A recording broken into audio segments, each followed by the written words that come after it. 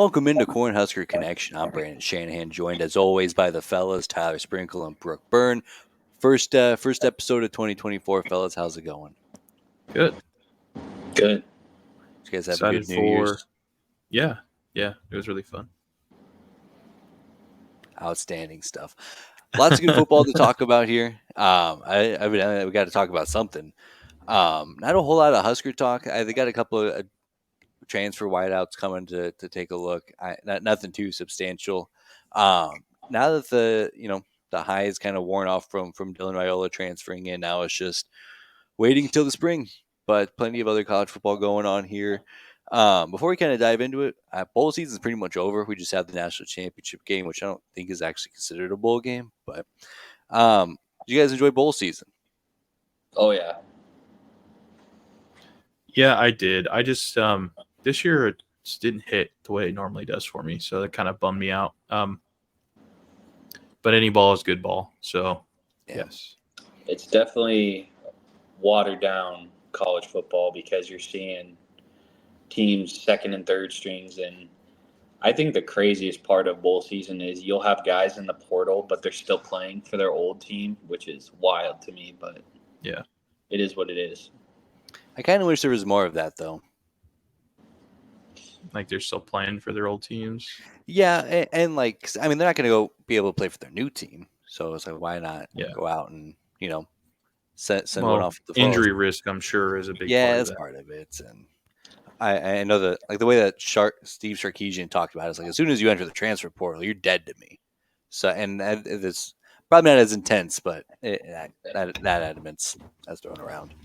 It just kind of depends on where your program's at. Like, obviously, Sarkisian at Texas has guys ready to go at all times, but you saw with like Western Kentucky, their coach was like, if you're on the sideline and you get the itch to play, like he would let you suit up mid-game and play. And I think that's just he was hurting that bad for guys.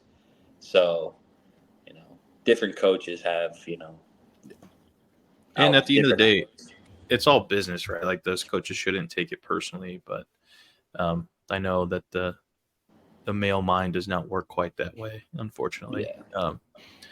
One thing I do want to talk about potentially, Brooke, have we been on a pod since Dylan Raiola committed to Nebraska? I thought we had. Maybe not. I don't know if Brooke was there. I know Tyler and I hopped on an emergency pod. I don't know if Brooke was here. I don't think you were. Well, I would love to hear your thoughts about it. Yeah, are you excited? I mean, I'm happy he, put his name on that dotted line. His recruitment has been a whirlwind. Happy he's coming. Happy it's a done deal.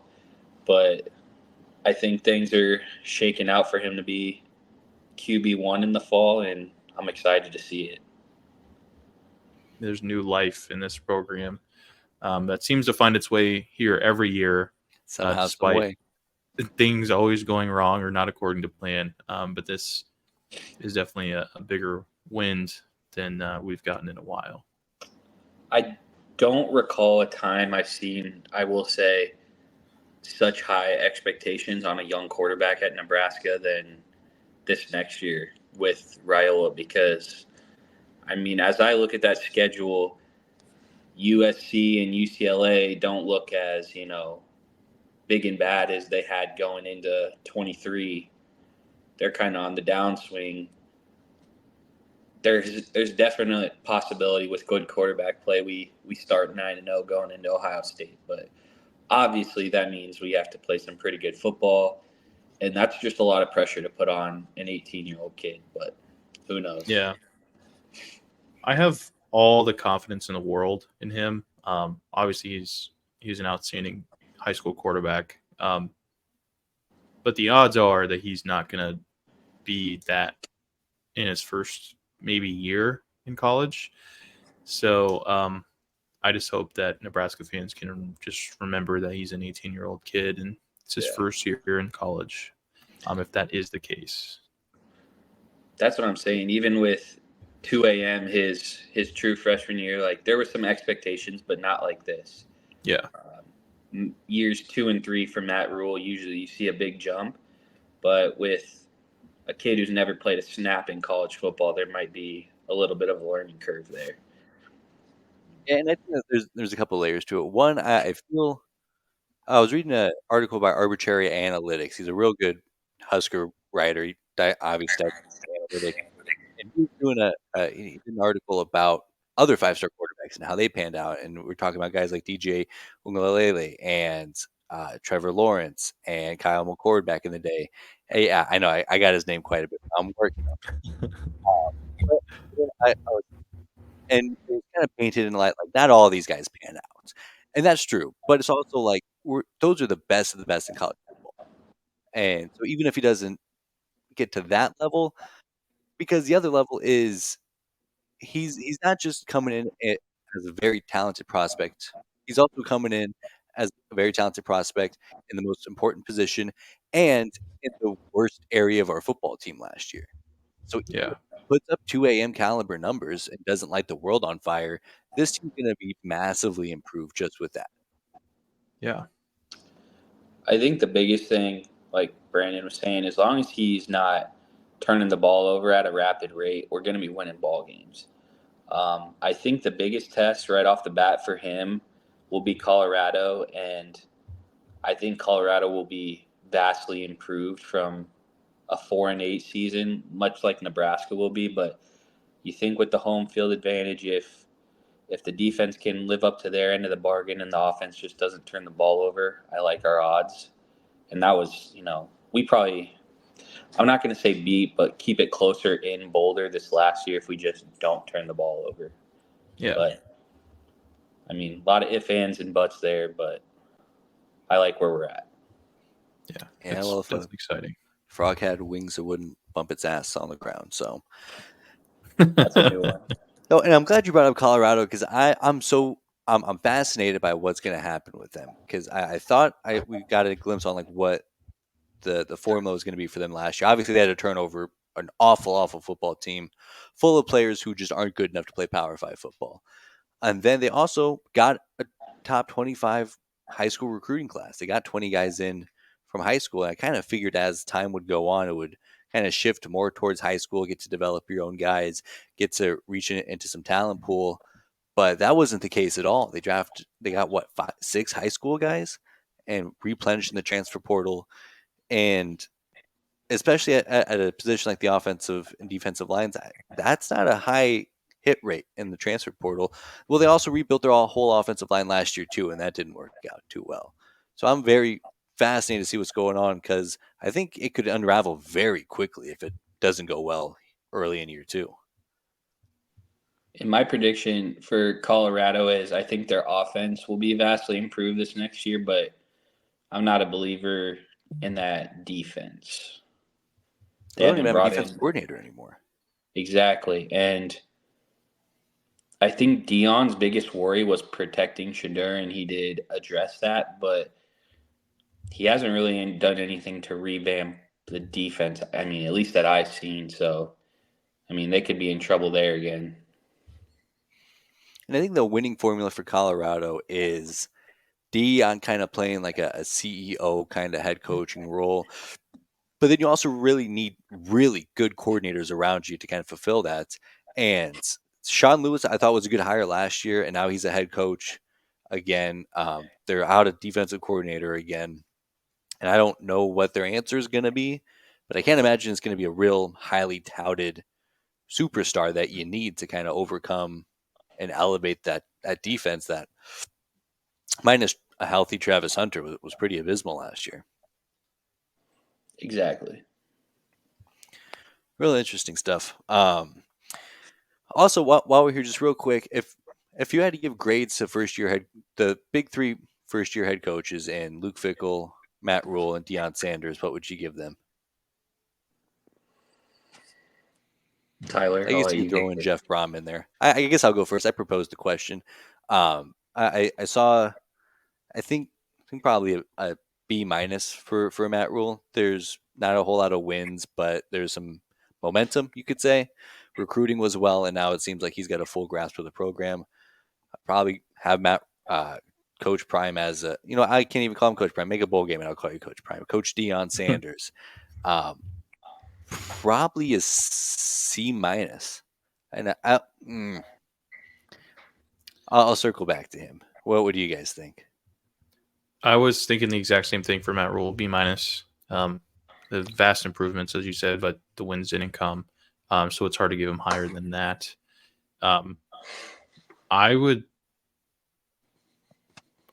might go D plus for Dion. I mean, the first week was awesome. I mean, the first game of the year for them was incredible. Then it just was a downhill slide ever since. It seems like just the players didn't respond to the way that he ran the team very well, coming out in the offseason and people leaving and even commits decommitting from that team. And it's hard to give him a good grade when he brought in five high school kids. Like that's a tough way to build your program. And maybe that's not what he's trying to do. Maybe he's just trying to be there for a couple of years and then bounce out somewhere else, which is possible. Yeah, I would say D plus for him. For Rule, I'm gonna go C plus. He did overhaul the culture, which was a good thing. But 0-4 in November definitely can't be ignored. So there was good and bad. But I mean, I guess a little bit on the positive side for Rule for year one. For Dion, I'm not as much doom and gloom because Colorado was the worst Power Five team in the country, 1-11. Did start off 4-0, but the 0-8 finish is really bad. So I'm gonna go right down the middle and say very neutral C, maybe C minus, because I think Colorado fans will take the excitement that Dion brings, but with the good, there's a lot of bad because when you have kids saying that you're unapproachable and you're not a likable coach, I mean that's a bad thing. But you saw at the beginning of the year before the depth started wearing on them that they did start 4-0. So if he can get more guys in, I think maybe 7-8 wins is attainable for him, which would be crazy in year two at Colorado. But right now, like you guys said, he's not getting many guys in year two, and it's hard to know where he's going from here. Yeah, I'll give him a B because I think if you just take at face value, because if you had told me, all right, he's going to win 4 games this year, he's going to beat TCU, he's going to beat Nebraska, I'd be like that's wildly improved compared to the team that he took over. That's so much better. The optics aren't great. I going on an 8-game losing streak to wrap up the season. TCU and Nebraska didn't end up making bowl games, so they weren't very good either. So the optics aren't great, but just looking at what he did or what he took over and what that floor of that team looked like was still improved from when he took over. But he's got some big exams coming up that could drop that grade very quickly. Exactly. Yeah. If he gets into a bowl game in year two, you got to think that's a win for Colorado, right? Yeah. Yeah. Yeah. I mean, I would hope. I think a good season would be more than 7 wins. I think you feel really good about that. I think 6 to 8, you feel neutral because I don't think that they play any. I think Nebraska's their toughest non-con game. So you think if They're you're back an in the optimistic Colorado, they're back in the Big 12, right? yeah, that schedule hasn't come out yet, but I mean, regardless, there's going to be some brutal matchups. Obviously, this is the last year with Texas and Oklahoma, so I'm sure they'll get one, if not both. There's just it's the Big 12 will put up like you're allowed to. They're kind of offense heavy, but there are some teams that I think are way ahead of them and culture wise and player wise. So I mean, it just really depends on the draw. If they get Cincinnati and BYU and Houston, it's going to look good for them. But if they get Okie State, Oklahoma, Texas, might not be so good. Oklahoma and Texas won't be there next year. Oh, they're gone? Yeah, they're gone. Oh shoot! I thought they had one more year in there. And that's what would give me a little bit more optimism with Colorado is the Big 12 has such a, and the whole Coach Prime era is that the Big 12 is going to have such a power vacuum after Oklahoma and Texas leave that if you can pick up 8 wins in year 2 and compete for a conference championship in year 3, I mean, who's to say that Colorado can't be a playoff regular winning the Big 12? Yeah. Next year's gonna be crazy with 12 teams getting in. And so I guess we don't have to talk. I don't want to talk about Luke Fickell. We'll talk about him in the offseason. But I do want to talk about the, what if of the expanded playoff. And Brooke, I know you're a big Florida State pounder of the table throughout the season. This What? guy, what I could not stand being around him on Saturday. Oh my god! What was it like watching the Orange Bowl for you? Well, I mean, you got the national champion, like freshman team. So obviously, if you Kirby Smart came out and said it like that's not the Florida State team that played all Yeah. year. They had what 30 plus sit outs on a what is it capped at like 70, 75, and you have half your team sitting out and you were down to your third string quarterback. Obviously, they were going to get shit pounded no matter what. But, I mean, there was no reason for any of the Florida State starters to be in that game. And that's what you're going to get when I still think the committee got it wrong. Michigan played bad and they still won, in my mind. Alabama didn't trust Milroe to throw whatsoever. And then that fourth down call with the game on the line, quarterback draw, woof.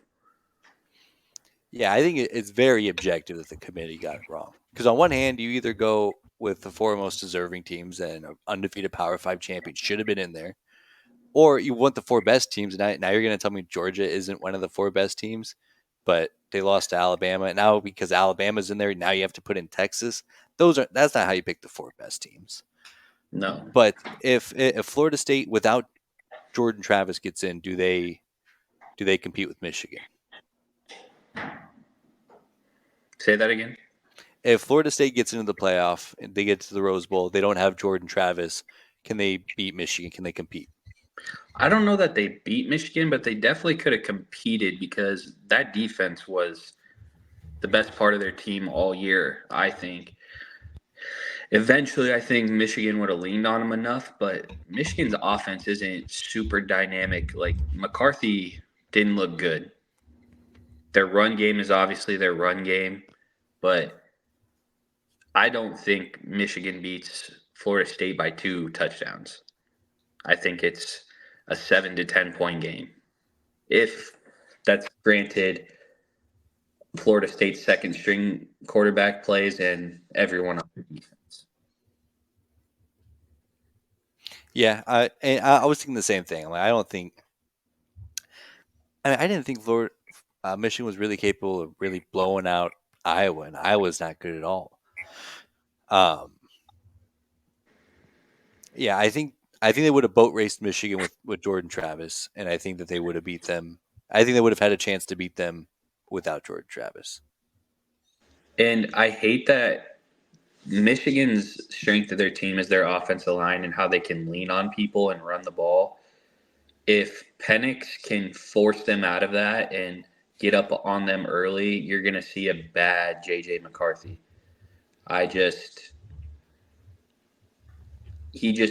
When he gets to the NFL, he's going to get really exposed because you're not going to have that dominant run game. You're going to have to make some throws.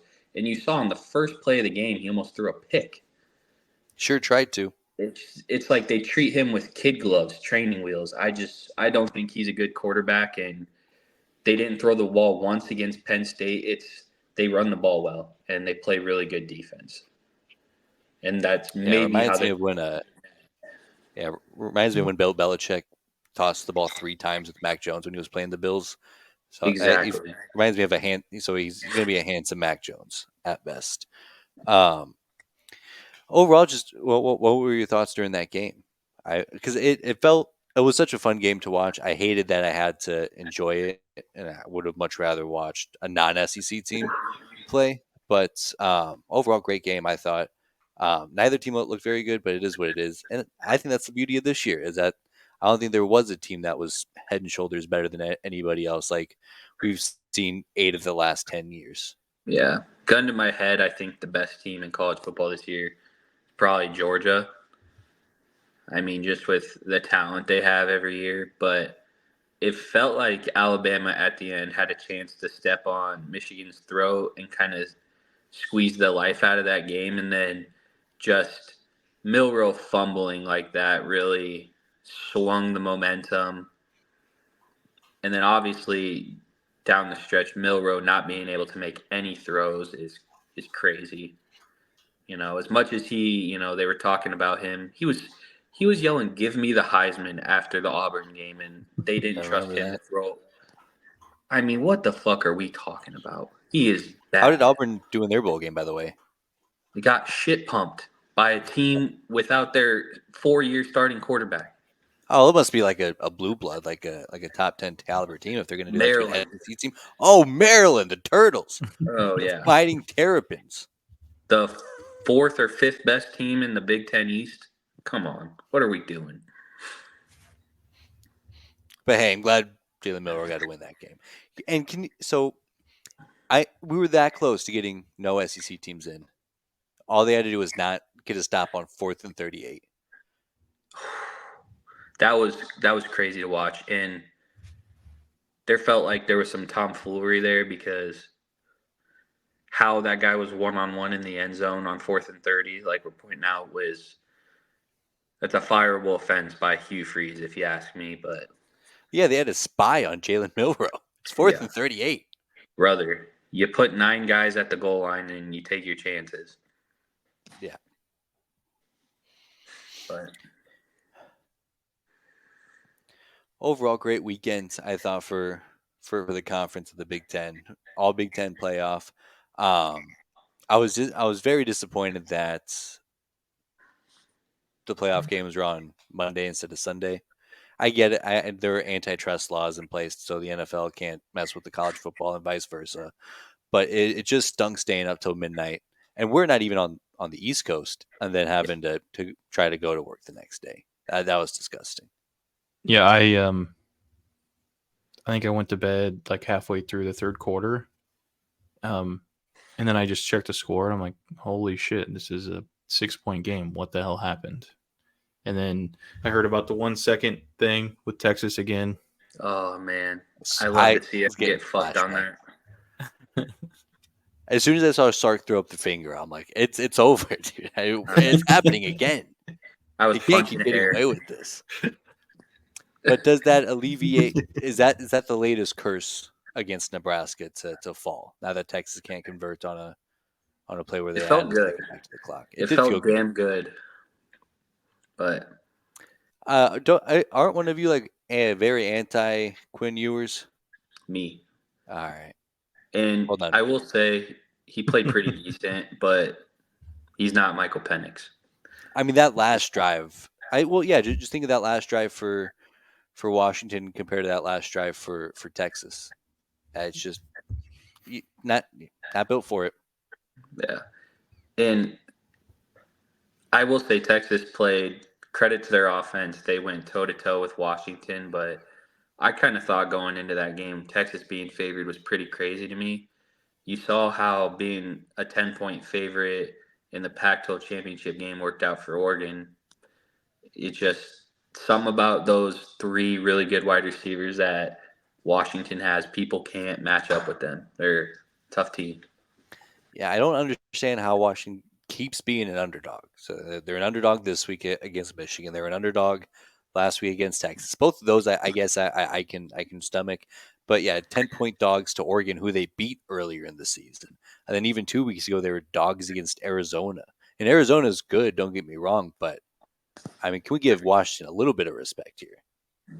And they're kind of the team of destiny this year. They're the TCU, but Wow, that doesn't way make me feel better. that doesn't make me feel too good about Washington this week. but there's no Georgia. There's no Georgia waiting for Washington. That's true. There's a very And manageable Mac Jones. offense.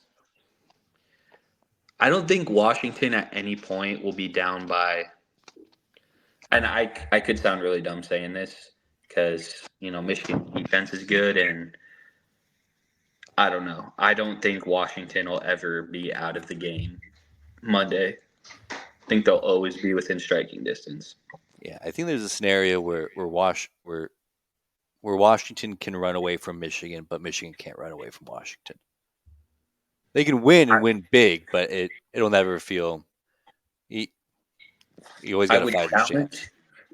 I would challenge Washington's defensive coordinator to stack the box and make McCarthy throw down the field because I don't think he can do it. No. I don't know. He's had flashes though. Like he'll make some throws. You're like, damn, like that was a nice throw. And then he'll make ones like the first play on Monday where it's like, what the hell are you doing? Yeah, I mean, he's definitely got talent, and you can see what people see in him. But it's also like when I go do that for 60 minutes. Yeah. But they never just line up and throw a goal ball. Like they're intermediate balls, and I swear, every major third down, it was a shallow crosser where Michigan just used a speedster to outrun everybody. They never just will let him like force the ball or not force the ball. They'll never let him cut it loose down the field. And that feels like they know he's not very good at that. Well, I wonder if it's more so they know the strengths of their team and they might just outweigh JJ McCarthy a little bit because it's the safer way to play. And if they can just not turn the ball over and use up the clock, I think it's just a safer game plan in their mind, which I agree with. Because as you said, they're going to wear teams down, eventually, right? So if you let them do that, I think it says more about the staff's mindset than it does about JJ McCarthy. And I don't really know why, if I'm being honest. That makes sense. If you have the run game that Michigan does, I mean, you really don't need JJ to be special. Yeah. And you're absolutely right. If you can win like that, why not do it? It just feels like a chicken shit cop out for McCarthy, where he gets all this credit for these wins and taking his team to the national championship.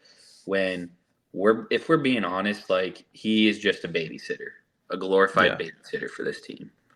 And I don't want you to think that I think he's some awesome quarterback. I don't think that, but I think he is better than you're giving him credit for. Probably. I get frustrated watching them play because it feels like it should be so simple to stop them, but obviously when you have 5 or 6 offensive linemen who are just better than everybody else, it's hard to stop. It genuinely is. Who did you guys want to win on Monday? Washington, and I picked Bama. I don't know that I wanted them to win, but yeah, I was Washington and Michigan. Yeah, I mean, I'm an anti-SEC guy, so that's what came through, and I was happy to see Michigan win. I would have been very bummed to see Alabama win because all I would have heard is, "Oh, well, this is why you leave Florida State out of the playoff." Like, all right, Florida State could have done that too. And people are still going to say that now that they took them to overtime, but whatever. So what? Florida State. It was still a good game though, regardless, right? But you sit there and see that. Okay. But it would have been funny for the Jim Harbaugh era to end going over in the playoff. Oh, also, his dad is crazy, bro. Like they look exactly alike. They're the same fucking person. His brother also looks like both of them too. It's those dominant Harbaugh traits. Oh man, and I saw that too. I was like, "That's," because the tweet I saw, I was like, "Oh, you're telling me this isn't just Jim Harbaugh dressed as an old man?" Dude, and the way when he was getting interviewed, Harbaugh's dad looked just reminded me so much of George Bush in the wheelchair at the Astros game, where he's like, he had no idea where he was at. Yeah, it's funny. Oh man, yeah, and of course it's always great to see Texas lose. I think that was pretty self-explanatory. That was great. Yeah. As a Big 12 propagandist, it would have been nice, but I don't care. Yeah, that offense was really good. They're the best team in the Big 12, but something just feels super chaotic with the way Sark coaches. I don't Yeah. know. Just Kind of dig it. I do think the SEC will be running through Austin and Norman going forward. maybe Norman. I don't know that I could see it running through Austin. Well, I See, think I hear people say both. Like, oh, Texas is going to be at the top. Oklahoma doesn't stand a chance. And then the opposite. Like, yeah, people are I would always almost one-sided. It's not going to be, oh, they're going to compete every year. Like, they're going to be fourth, fifth, third best. It's always one end or the other. yeah.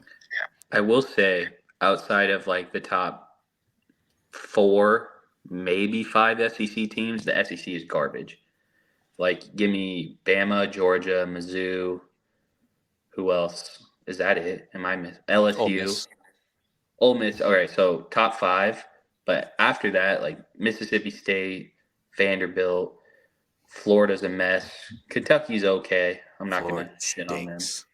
Yeah. So it's like Texas and Oklahoma are gonna cakewalk to 8 or 9 wins every year, but they should be higher than that. So Yeah, I mean, well, they're coming from a conference that actually plays defense, so it'll be nice for them to use that against the SEC. Texas A&M's a bit bad, but who knows with Elko now? Yeah, we'll see. Well, let's see. The SEC pulled out a couple of wins that I was impressed with. Who do you think had the best bowl season conference wise? It's hard not looking at those numbers right in front of me. I got some. Big Ten was okay. I don't know. Probably not great. Yeah, let's see. I guess we can look up bowl records. Ohio Bowl- State embarrassed the Big Ten. Boy, Jesus, they how look like a awful mess. is that? But It Mizzou was is tough to watch. Mizzou's tough. I Okay, love what so Eli Drinkowitz is doing there. I see it. I don't like it, but I see it. Tyler, what's your favorite player for Mizzou again? The best player to ever play the game of college football. Is that what you're talking about? Hell yeah. OLB, Luther Burden. Oh, I wonder where you found out about him from. I just started watching game tape one day, and I just Watch the decided all to tell everybody. 22s. Yeah.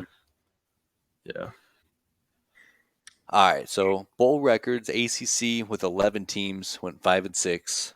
The Big Yikes. 12 with 9 teams went 5-4. Big 10 with 9 teams went 5-4. Excuse me. The Pac-12 with 8 teams went 5-3, and the SEC with 9 teams went 5-4. So pretty even across the. The SEC wasn't great. They were just about on par with what everybody else was.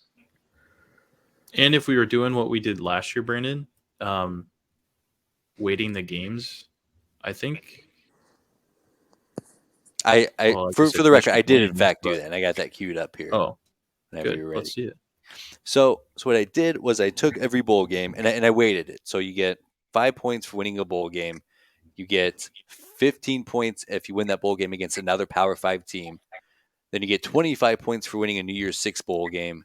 And then you get 50 points for winning a college football playoff game. All right, so the SEC probably looks by far the best because Mizzou, Georgia, Bama was in the playoff. I don't know. Let's see the graphic. So we'll cue it up here. Wish I had a drum roll. So it ended up being pretty even throughout. The SEC wins by 5 points over the Big Ten, and as you pointed out, it was really the New Year's 6 push that did it. The Ole Miss over Penn State. If you flip flop those games, it's a big swing the other way. Mizzou over Ohio State, same thing. I guess whoever wins the national championship game wins out here, right? So I don't weight the national championship game unless it's for my Big 12 agenda. Which, if you look at the Big 12, there's nothing I can do. There's nothing I can do to help that. That was kind of a stinker. And my The projection, Big 12 sucked.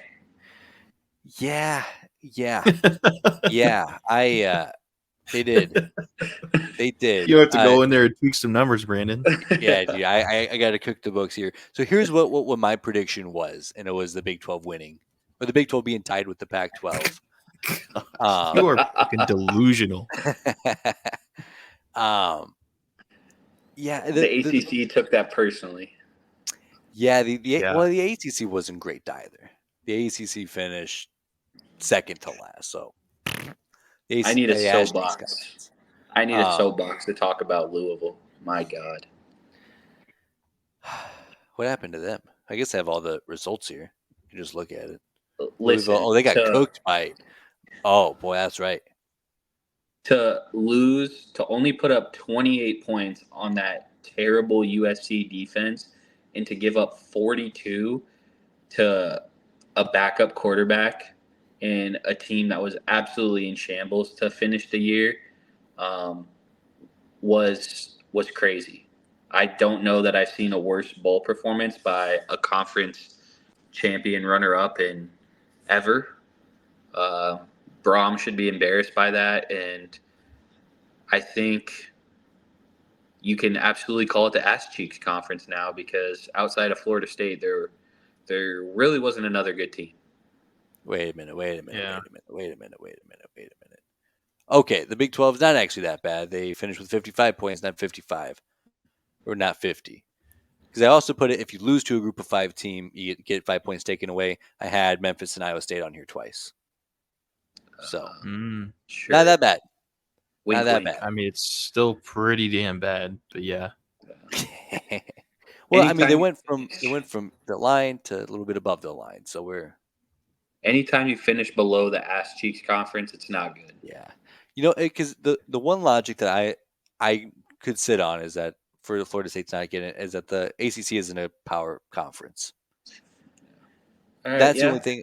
Yeah, because then you don't get in if you're undefeated, and I get that. But yeah, the ACC, yeah, not so good. Their big wins, they don't really have a lot of big wins. They had an opportunity. Miami and Rutgers. Rutgers won that game. North Carolina got cooked by West Virginia.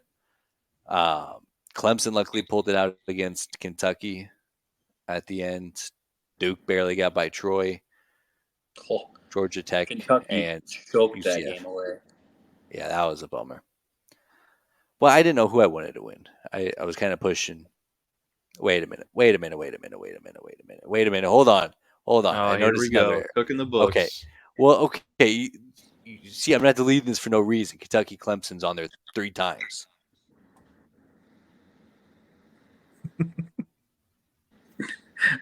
Honest Okay, I question: got are it. you like dyslexic or something?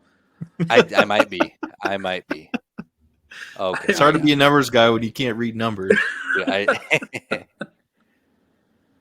There we go. Okay, so now we're getting somewhere. Oh my God. How do you put them on there 3 times? Well, Dude. so how the workflow of it goes is that I imported the chart from Wikipedia here, the import HTML chart, so it updates automatically the score. So I would take these and I would copy them into my results tab, and then I would sort them out by conference. So there is some room for human error. That's great. Not that they were on there Some. twice; they were on there Oh, three there 3 times. times. I don't know how that happened. Oh man. Wow. Incredible. Great stuff. I needed that. So with that said, national championship up next. We got Washington and Michigan. No SEC teams. I was very excited about that. How do you guys think it's going to shape up? I would very much like Michigan to lose. I just don't know if Washington's defense will hold up. Penix might have to put up 40, and I don't know if Michigan is capable with that, putting up that many points. So I don't know. If we're just talking about storylines, Washington winning this game would be like awesome in the last year of their conference. Yes. So with that, and I do think Michael Penix can put up 40. And I don't think that Michigan can do that. And I think they're going to do exactly what Brooks said: is stack the box, make them throw it, and see what happens. I would love to be sitting here Tuesday morning where Washington wins by a touchdown or more. It kind of feels like the best case scenario here because the Big Ten gets the points because they're going to be a Big Ten team next year. As far as like the conference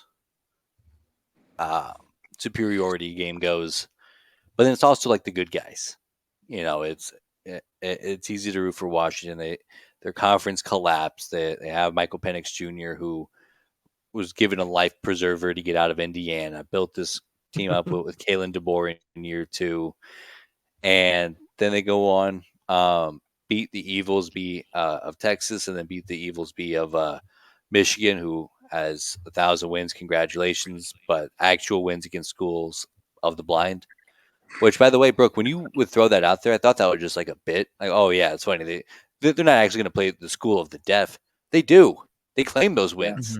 Yeah. Those are real teams that they have on their win record. Yes. So it is. But I think if you go back early enough, I think a lot of those teams do count those. There was I saw a funny one that like